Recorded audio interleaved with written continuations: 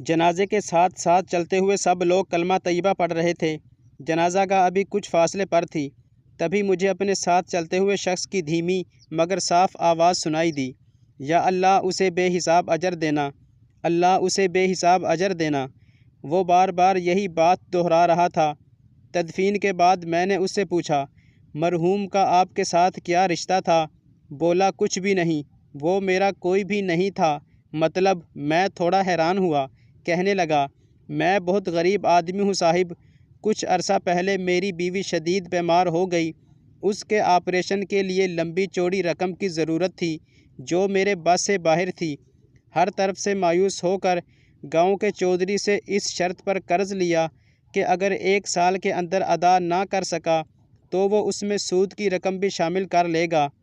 اس وقت میں دکھ اور غم سے نڈھال تھا اور ضرورت مند بھی، اس لیے مان گیا، لیکن جلد ہی مجھے احساس ہو گیا کہ اتنی بڑی رقم تو میں کئی سالوں تک ادا نہیں کر سکوں گا۔ یہی دکھ اور غم لیے مسجد میں بیٹھا اللہ سے فریاد کر رہا تھا، رو رو کر اس سے وسیلہ مانگ رہا تھا کہ وہ میری مشکل آسان فرما دے۔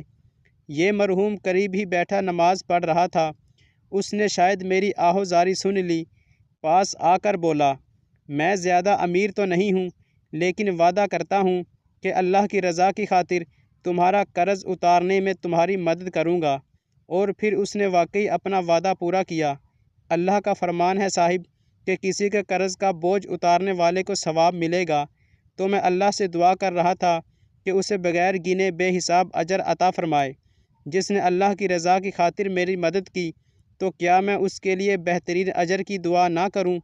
وہ تو اللہ ہے صاحب، سب کچھ کر سکتا ہے۔ اور میں سوچ رہا تھا کہ دوسروں کو نفع دینے والے خود کب گھاٹے میں رہتے ہیں، چراغ سے چراغ یوں ہی جلتے ہیں۔ اللہ تعالی ہم سب کو ضرورت مندوں کے کام آنے کی توفیق عطا فرمائے۔